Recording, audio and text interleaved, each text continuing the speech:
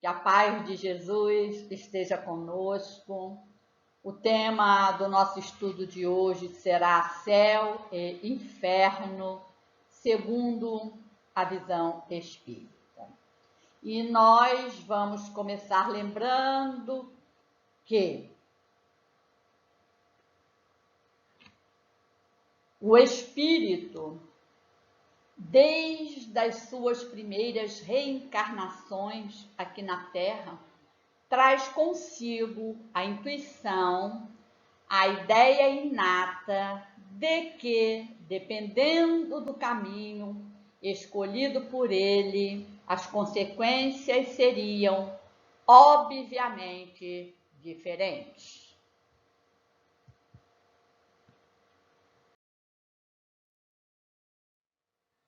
Se ele escolhesse o caminho A, este caminho o levaria à felicidade, representada então pelo céu com todas as suas harmonias e belezas. Entretanto, se ele optasse pelo caminho B, ele perderia o direito a esta felicidade, o que representaria o inferno, com suas trevas, angústias e tormentos.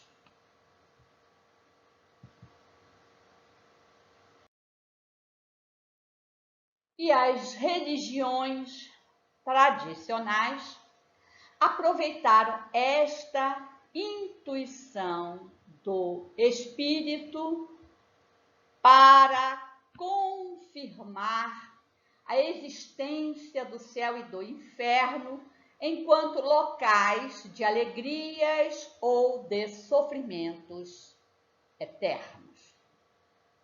Além disso, essas religiões também usaram esta intuição para fazer com que a criatura humana buscasse Deus através do medo, do temor e não do amor. E além disso, essas religiões aproveitaram esta intuição para se colocar como as únicas intermediárias possíveis entre a criatura humana e Deus e, portanto, as mediadoras da sua salvação.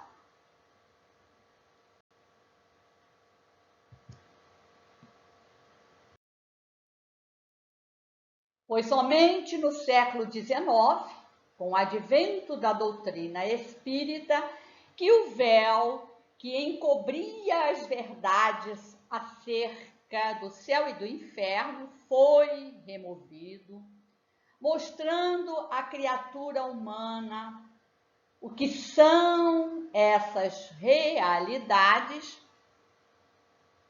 para ajudar a criatura humana a melhor nortear a sua conduta aqui na Terra. Porém, antes de abordarmos o que seriam o céu e o inferno na visão espírita, nós precisamos lembrar algumas noções básicas da doutrina espírita, que certamente a maioria dos nossos ouvintes já possui, mas que nós estamos frequentemente relembrando como uma forma de fazer aquilo que em educação nós chamamos de reforço da aprendizagem.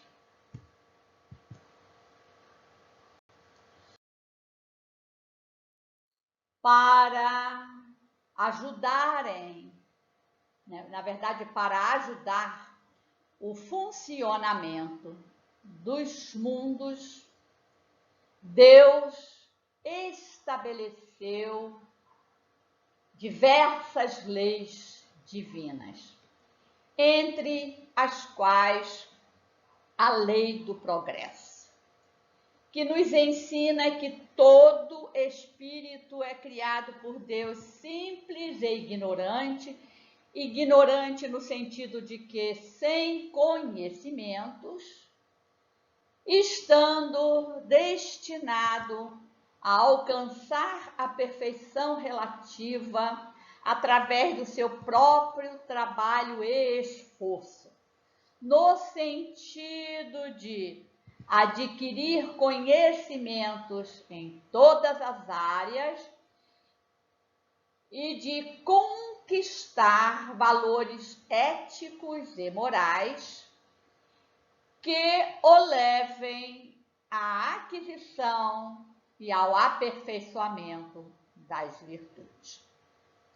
E para auxiliar o espírito neste seu trabalho evolutivo, Deus concedeu a ele 4 instrumentos fundamentais, que são a inteligência, a capacidade de raciocínio, o livre-arbítrio e a vontade.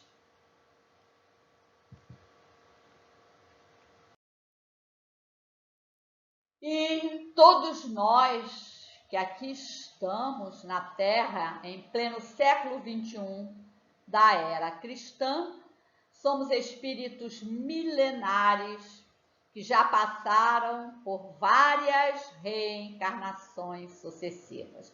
Portanto, todos nós já adquirimos um certo nível de inteligência e de raciocínio que nos ajude nas nossas escolhas, direcionando a nossa vontade.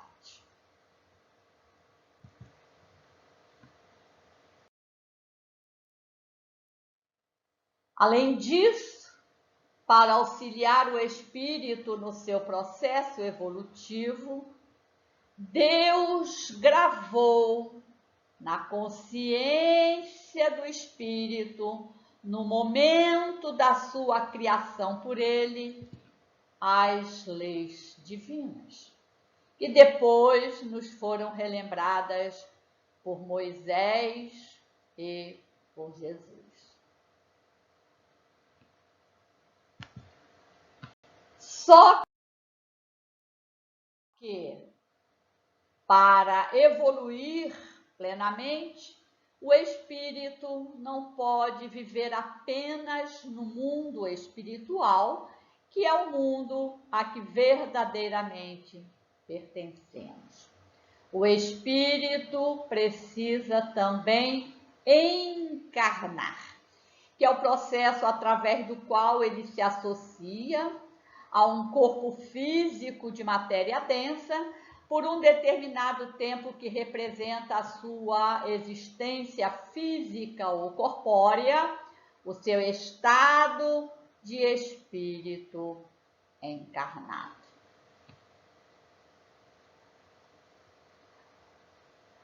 Esta encarnação vai ser vivida em um mundo que é também material e cujo nível evolutivo vai depender do grau de adiantamento do espírito, já que esses mundos servem de escolas para esses espíritos.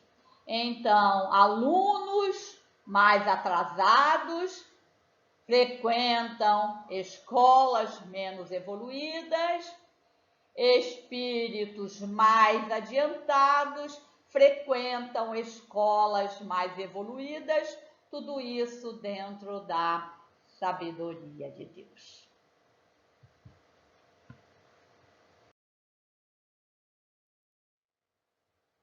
Como é muito ampla a gama de conhecimentos, de experiências e de valores éticos e morais a serem conquistados pelo espírito, torna-se óbvia para todos nós a conclusão de que nenhum espírito poderá conquistar toda sabedoria e moralidade em uma única existência física, por mais longa que ela possa ser, ainda que ela dure 500 ou 1000 anos. Então, obrigatoriamente,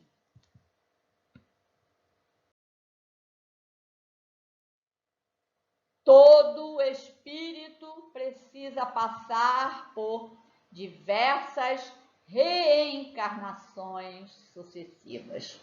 Em cada reencarnação, ele vai se associar a um corpo físico diferente e vai trazer consigo uma programação de vida também diferente que ele deve cumprir.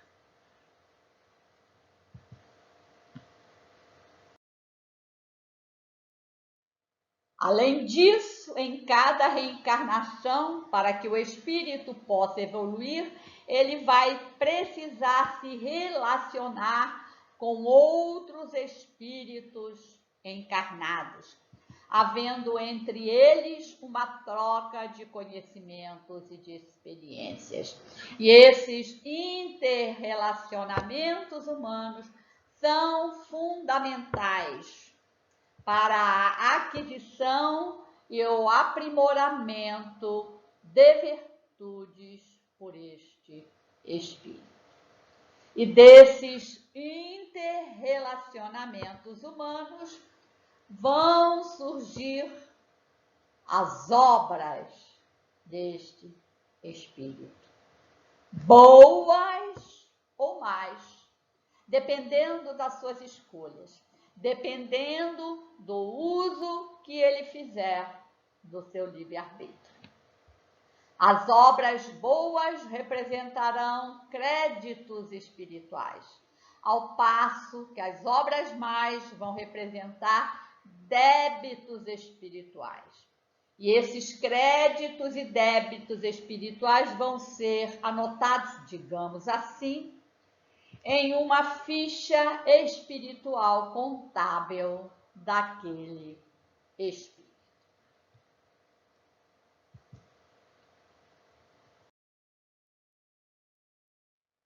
Em cada reencarnação, à medida que o tempo vai passando, o espírito vai realizando as suas atividades e vai havendo um desgaste natural do corpo físico e o consumo do fluido vital que o espírito traz consigo ao reencarnar. De sorte que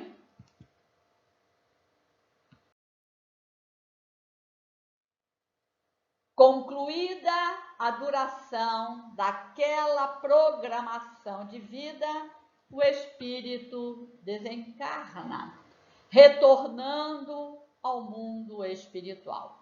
E aqui vamos lembrar que o mundo espiritual não está em cima, não está embaixo, não está dos lados, porque o mundo espiritual está por toda a parte, em uma dimensão que é invisível e paralela a nós.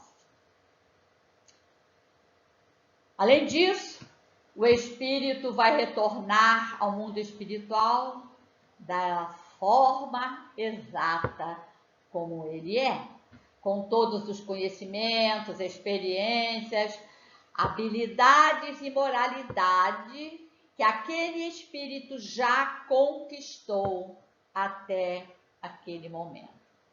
E ele vai retornar ao mundo espiritual, levando também consigo a sua ficha espiritual contábil, em função da qual ele vai colher os frutos de tudo aquilo que ele semeou. E o que é que o espírito semeia?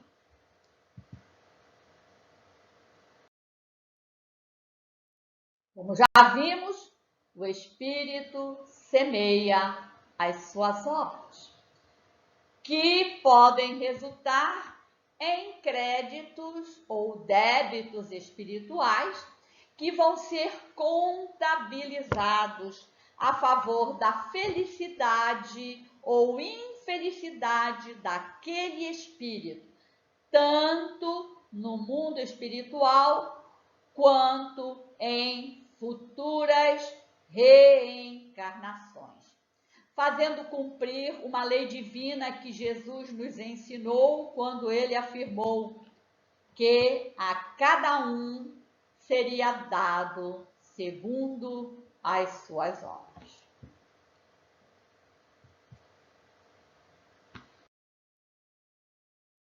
Portanto, somos os únicos responsáveis pela nossa colheita espiritual, tanto no mundo espiritual quanto aqui na Terra, porque esta colheita vai depender do progresso espiritual alcançado por aquele espírito.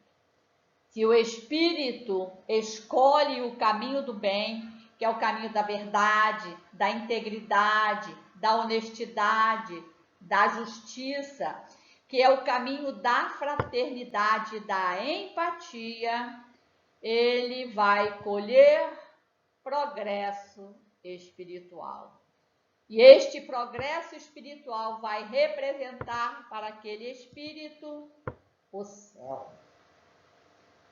Entretanto, se o espírito escolhe caminhar afastado do bem, que é o caminho do mal, que é o caminho da mentira, da manipulação, da injustiça, da desonestidade, da falta de integridade, da falta de fraternidade, de empatia, o espírito vai colher estagnação espiritual, já que nenhum espírito regride.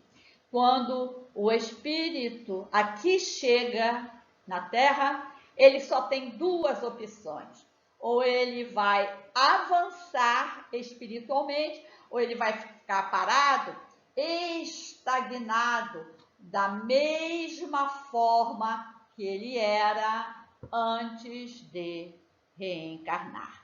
E se o espírito colhe estagnação espiritual, esta estagnação vai representar para ele o inferno.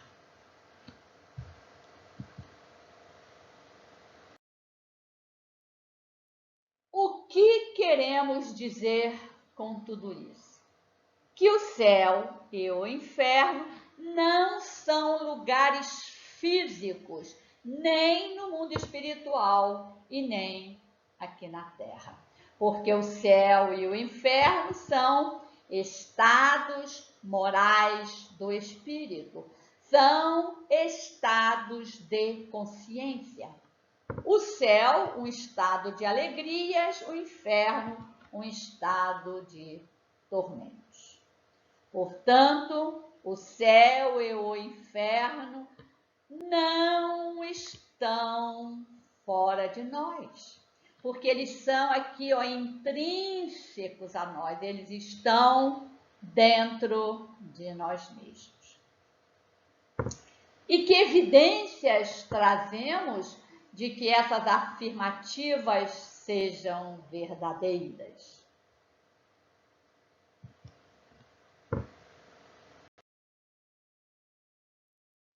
A primeira evidência são as respostas dadas pelos espíritos às perguntas formuladas por Kardec na questão 1012 do Livro dos Espíritos, em que Kardec, então, perguntou: haverá no universo lugares circunscritos para as penas e os gozos dos espíritos segundo os seus merecimentos?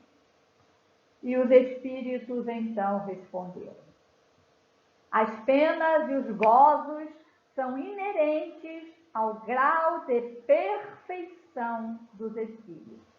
Cada um tira de si mesmo o princípio de sua felicidade ou da sua desgraça. E como eles quem? Os espíritos, estão por toda parte, nenhum lugar circunscrito ou fechado existe especialmente destinado a uma ou outra coisa.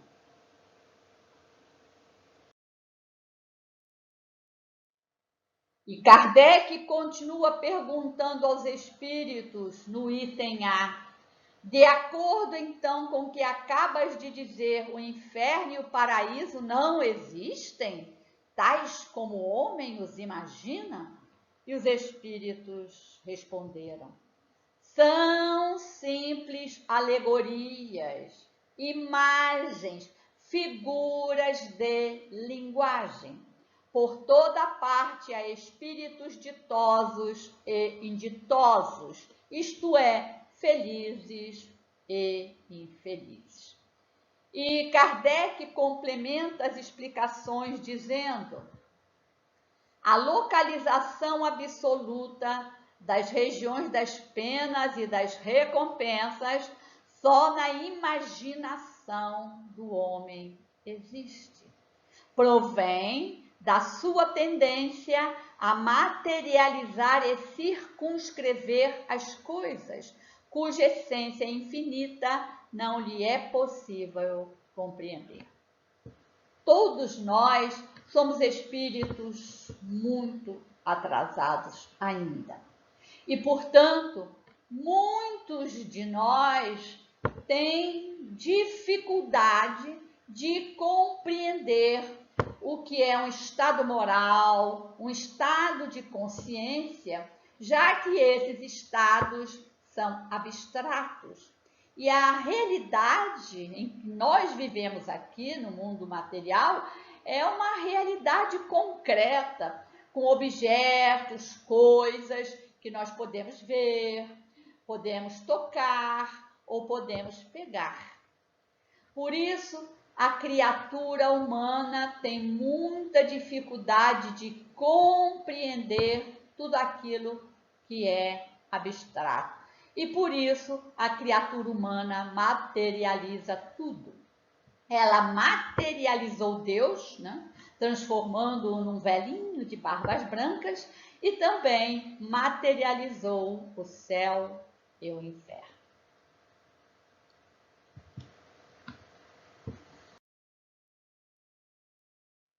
A segunda evidência que trouxemos está nos ensinamentos de Jesus, como no Evangelho segundo Lucas, capítulo 17.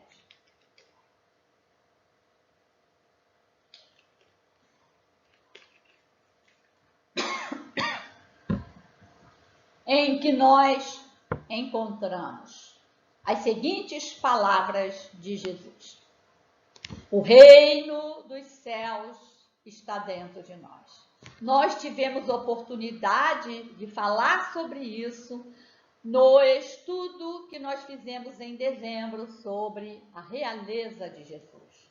Naquela época, nós vimos que o reino dos céus está dentro do coração humano, está nos pensamentos e nos sentimentos, onde nós precisamos plantar a semente do amor.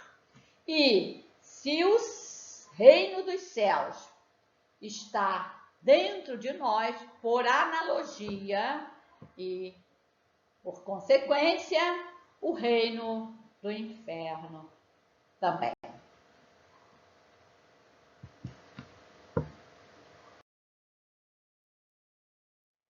E se o céu e o inferno estão dentro do espírito, o céu e o inferno estarão onde o espírito estiver, seja no mundo espiritual, seja no mundo material.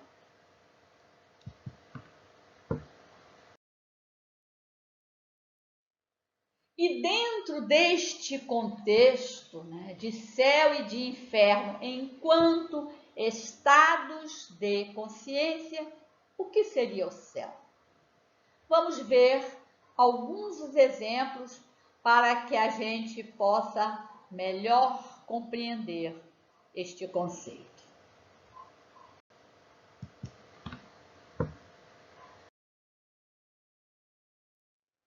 Por exemplo, o espírito pode viver o céu dentro de si, no mundo espiritual relativo à Terra, onde?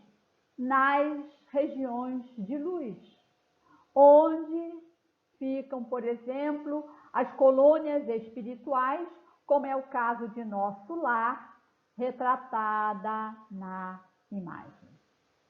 E que espíritos vamos encontrar nessas regiões de luz? Vamos encontrar espíritos que buscam o bem.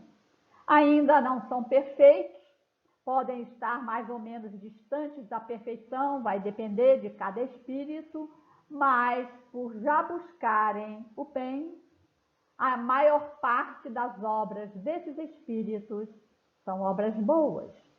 E por isso esses espíritos liberam, emanam vibrações leves, saudáveis e agradáveis, que criam uma psicosfera de paz, de equilíbrio e de bem-estar. Nessas regiões de luz, o espírito vai ser acolhido por amigos espirituais e às vezes até mesmo por familiares que o precederam na morte. E esses amigos espirituais vão orientar, vão aconselhar o espírito, ajudando-o a se readaptar mais rapidamente ao mundo espiritual, deixando para trás as impressões que ele trouxe da Terra. E depois de se readaptar ao mundo espiritual, o espírito vai dar prosseguimento ao seu processo evolutivo, trabalhando e estudando. Isto é um ponto muito importante, porque mostra que lá nessas regiões de luz não existem ociosidade e nem contemplação. Ociosidade, preguiça. E o que seria contemplação? Muitas pessoas acreditam que ao morrer e ir para o céu, elas vão permanecer em uma adoração perpétua a Deus, o que é um engano. Porque quem é que gosta de adoração perpétua? É a criatura humana, imperfeita, vaidosa, orgulhosa, prepotente, que gosta de bajulação, que gosta de se sentir em evidência. Deus é a perfeição absoluta, está muito acima desses sentimentos mesquinhos. Porque, na verdade, a única adoração que Deus quer de nós é o nosso trabalho incessante no bem.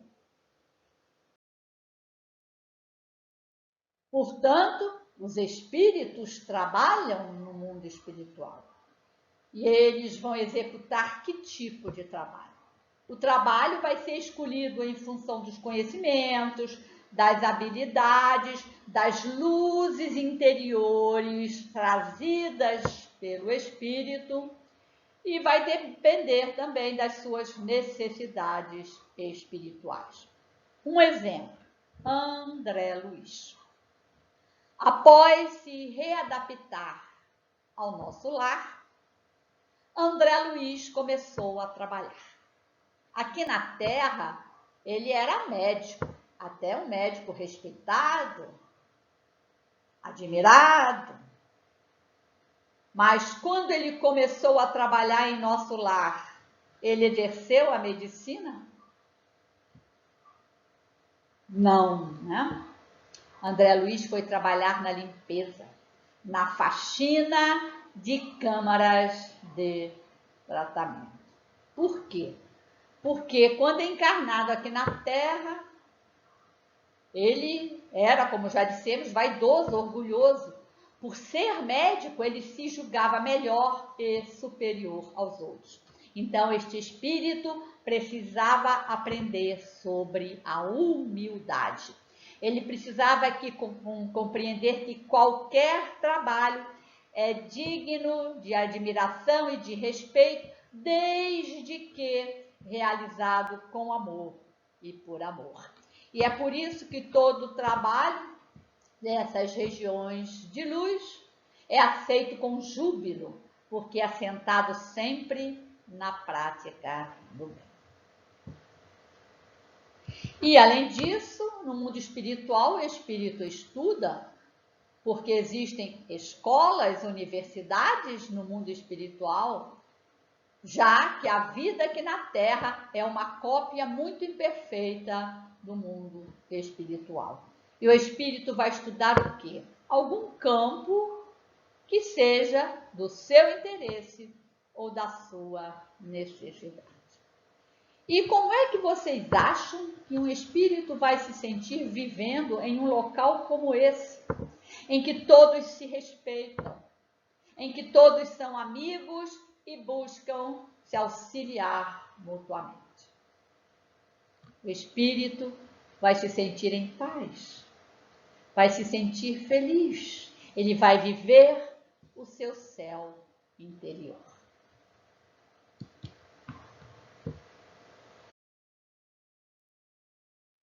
Será que nós podemos viver o céu aqui na Terra?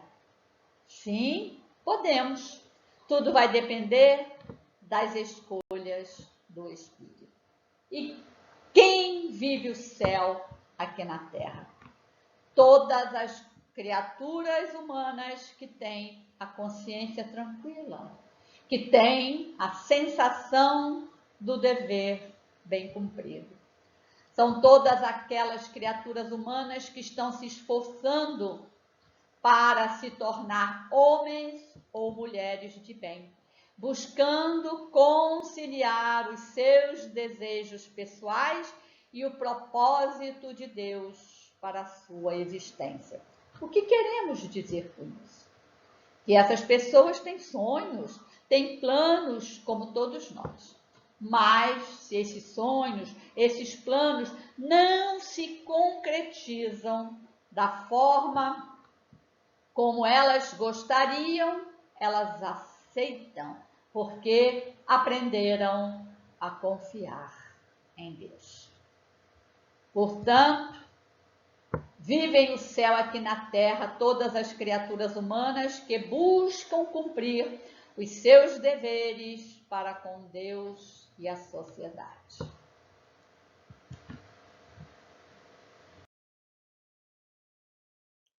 Vocês então nos perguntarão: essas pessoas não passam por dificuldades, por sofrimentos? Passam sim, porque a Terra ainda é um mundo de expiações e provas. Então todos nós temos o nosso quião de dificuldades, de obstáculos a transpor, de sofrimentos a enfrentar. Só que essas pessoas passam por todas essas situações com aceitação, resignação, resiliência, coragem, espírito de luta e confiança em Deus. E isto faz toda a diferença. Porque, meus irmãos, nós podemos viver cercados por problemas sem nos deixar arrastar por eles.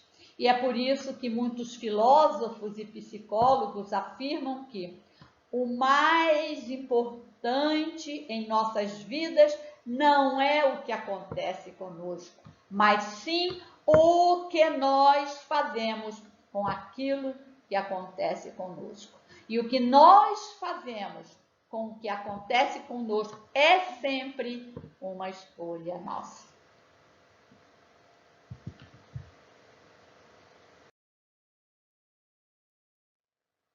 Resumindo, O céu estará onde estiverem o bem, a vivência do amor, a consciência tranquila, a construção de amizades verdadeiras, né, que são preciosidades, o esforço para fazermos a nossa luz interior brilhar e a aceitação da vontade de Deus.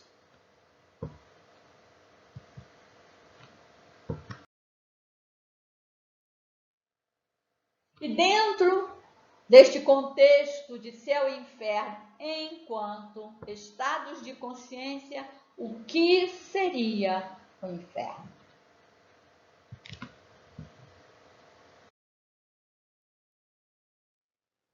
O inferno pode ser definido como um estado de intranquilidade e de remorso decorrentes de atitudes errôneas e invigilantes do espírito. E quanto mais graves e maiores forem os erros cometidos pelo espírito, maiores serão a intranquilidade e o remorso que o espírito vai experimentar.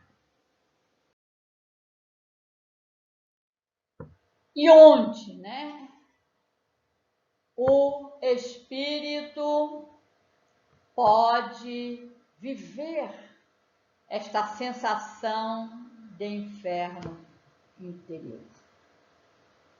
Isto pode ser vivido no mundo espiritual relativo à Terra, onde?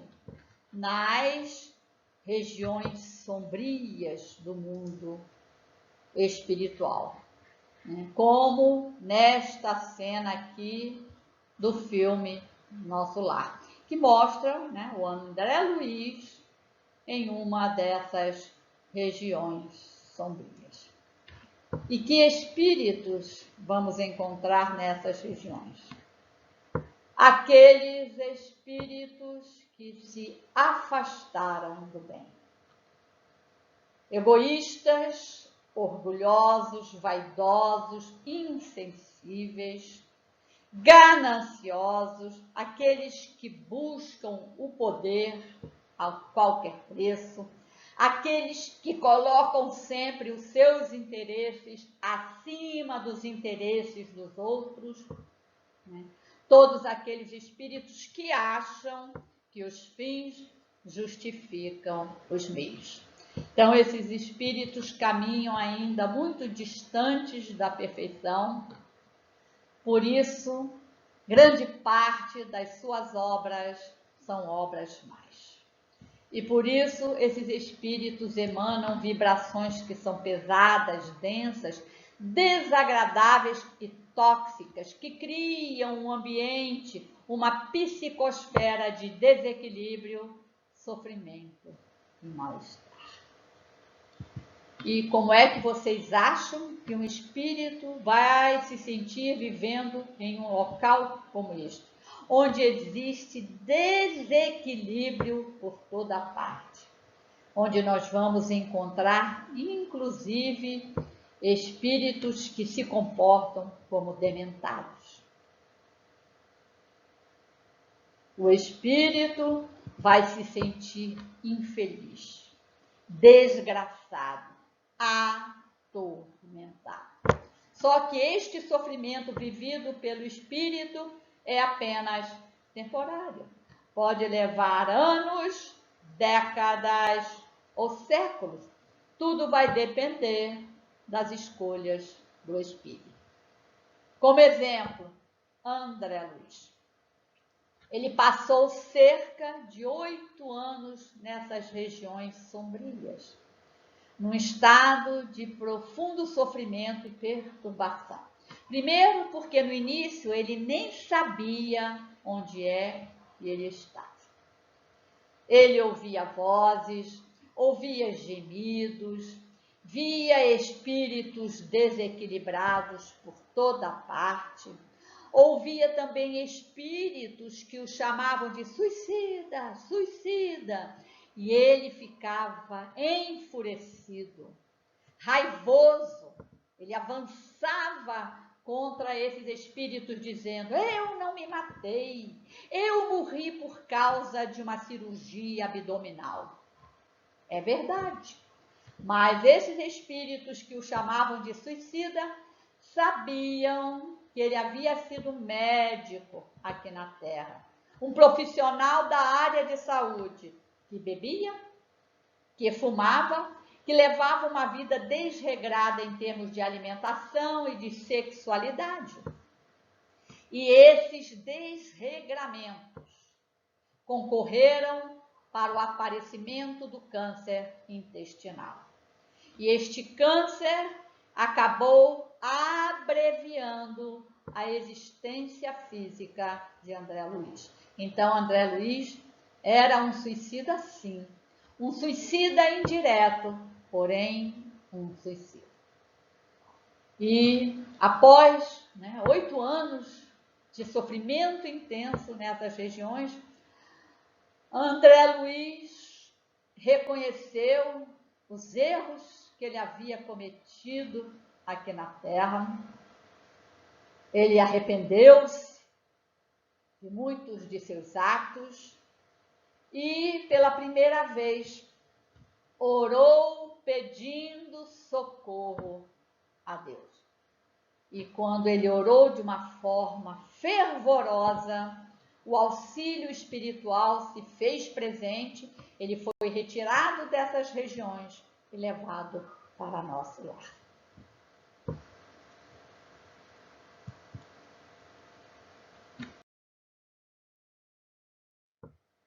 Nós também podemos viver a sensação de inferno aqui na Terra.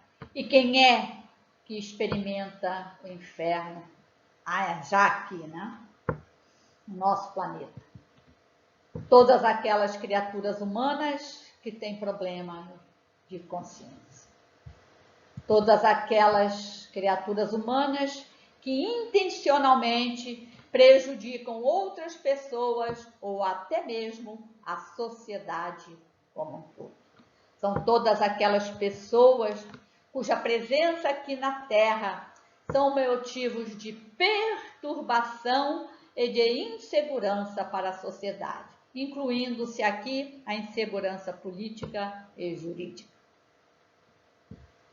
São todas as criaturas humanas que caminham aqui na Terra revoltadas contra os desafios existenciais, que não aceitam as dificuldades porque precisam passar, porque ainda não compreenderam que na nossa vida nada é por acaso. Então, elas estão permanentemente reclamando de tudo. Então, vivem o inferno aqui na Terra todas as criaturas humanas que não buscam cumprir os seus deveres para com Deus e a sociedade.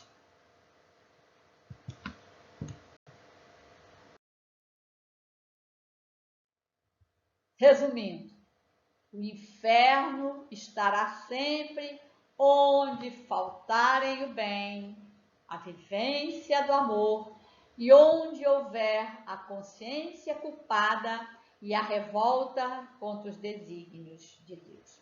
E aqui nós vamos fazer um segundo parênteses.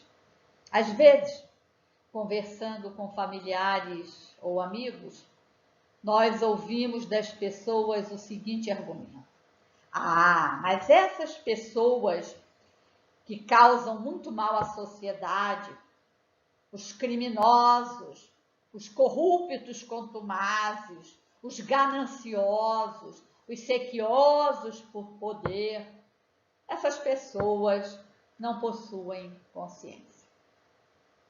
Será mesmo? Particularmente, nós discordamos desta afirmativa, deste argumento, porque nós dissemos lá no início do estudo que para auxiliar o espírito no seu processo evolutivo, Deus grava na consciência do espírito, no momento da sua criação, as leis divinas. Ora, Se Deus grava as leis divinas na consciência do espírito, no momento da sua criação por ele, é porque os espíritos são criados com consciência. Então, todos nós temos consciência, sim. Mas o que acontece, então, nesses casos? Esses espíritos anestesiam a sua consciência.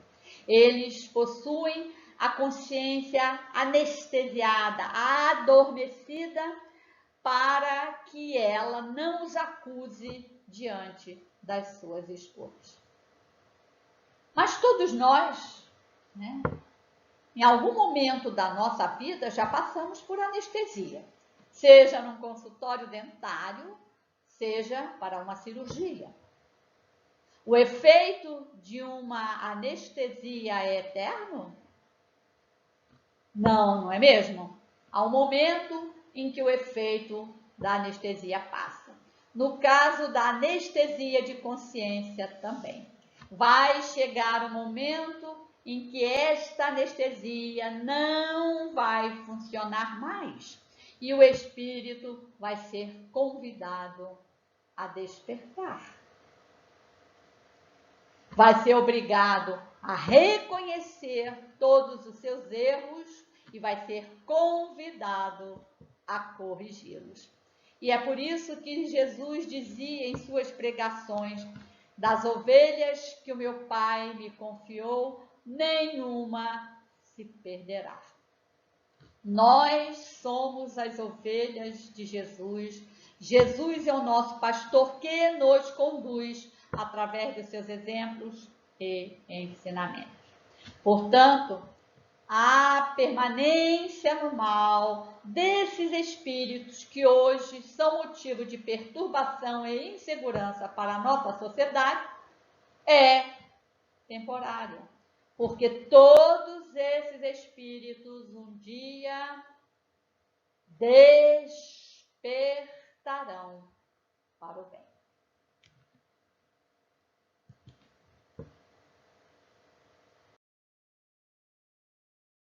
Para concluirmos o nosso estudo, nós trouxemos uma mensagem que é composta por pensamentos de diversos autores e que diz o seguinte: precisamos desconstruir mitos e entender a justiça de Deus.